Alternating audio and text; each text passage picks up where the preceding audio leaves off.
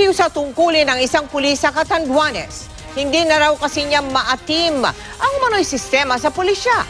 Pagbubunyag niya, totoo raw ang pagtatanim ng ebidensya at ang extrajudicial killings. Nakatutok si Rafi Tima.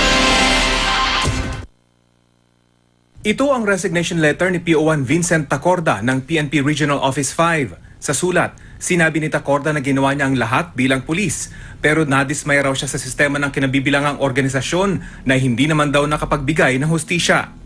Magkaiba raw ang itinuro sa kanilang pagsasanay sa aktual na duty. Bago pa man daw maupo sa pwesto si Pangulong Duterte, hindi na raw maatin ni Tacorda ang sistema sa Catanduanes Police. Tumanggi si Tacorda na humarap sa kamera, pero sinabi niyang totoo raw ang mga extrajudicial killings sa Catanduanes. Sa mga rason ma'am na nag-resign ako, hindi ko na kaya ma'am, hindi ko na kaya ang pressure, hindi ko na kaya ma'am ang sistema. Habog ko na ma'am, habog ko na sa PNP. Kwento pa ni Tacorda, inutusan sila ni dating PNP Catanduanes Provincial Director Jesus Martires na huwag ideklara ang lahat ng nasabat na droga at pera sa police operations kapag sobrang laki na raw ng halaga.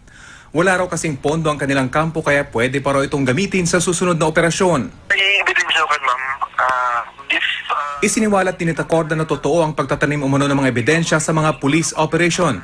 Pag-amin ni Tacorda, masama ang kanyang loob nang ilipat siya noon sa Albay sa kabila ng kanyang magandang record.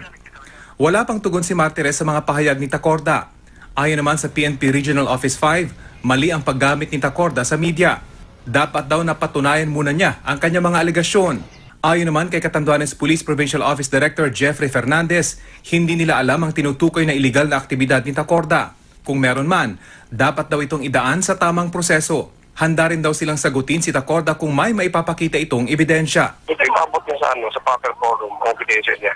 Ipoproseso pa sa PNP Regional Office 5 at sa Camp Crame ang resignation ni Tacorda, kaya siya ay kinukonsidera pa ring aktibong pulis. Rafi Tima, nakatutok, 24 oras.